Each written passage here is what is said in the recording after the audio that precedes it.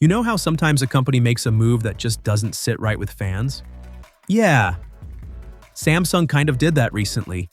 For years, the S Pen has been this iconic part of Samsung's identity.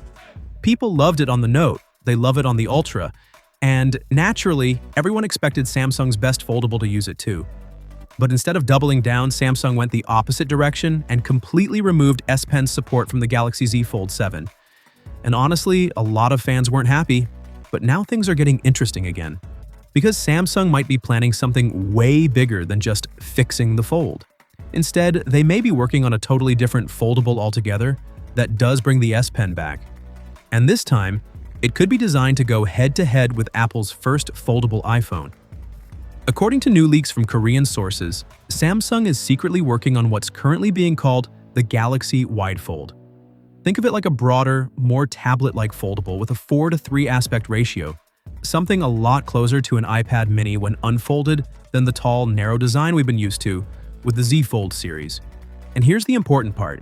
This wider design could finally make proper S Pen support possible again. The Galaxy Z Fold 7 dropped the digitizer purely because Samsung wanted to make it thinner.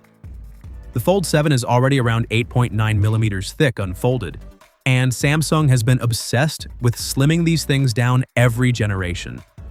But the trade-off was losing something many people genuinely valued.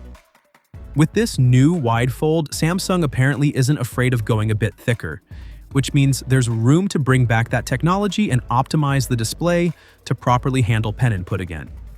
And realistically, a wider canvas with an S Pen makes way more sense than trying to squeeze it into something tall and narrow. Now, don't expect a built-in slot like we get on the Galaxy S25 Ultra. Foldables still don't really have the space for that internally, and Samsung has never put an S Pen slot inside any Fold so far. So it's much more likely to be like before where the S Pen works great, but you'll probably still need a case to store it.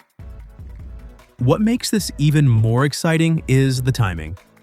Samsung is reportedly planning this wide fold for around late 2026, which just so happens to line up almost perfectly with when Apple is rumored to launch its first foldable iPhone. So basically, Samsung isn't just reacting, they're setting up a direct showdown. Two completely different philosophies, same launch window.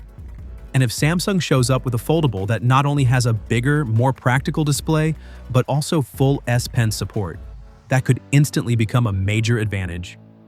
Meanwhile, Samsung isn't ignoring the main Fold either. The Galaxy Z Fold 8 is already shaping up to be a nice upgrade. Rumors say the ultra-wide camera is jumping from 12 megapixels to a much larger 50 megapixel sensor. 50 megapixels likely similar to what Samsung is putting in the S25 Ultra. The telephoto camera is also expected to improve from 10 megapixels to 12 megapixels, keeping 3 times optical zoom but hopefully with better quality overall. And if this wide edition lands alongside it, Samsung suddenly has a much more versatile foldable lineup, instead of just one do-everything model. And honestly, that's what this move feels like. Not a random experiment, but a strategic play.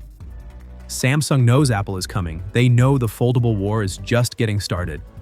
So instead of sitting comfortably and waiting, they're preparing multiple options, testing new ideas, and making sure they've got something strong to stand against whatever Apple brings. So what do you think? Would you actually use an S Pen on a wider foldable, or do you prefer Samsung sticking to thinner designs like the Fold 7? Let me know your thoughts in the comments, because this might be one of the most interesting battles in the smartphone world over the next couple of years. Thanks for watching, and I'll catch you in the next one.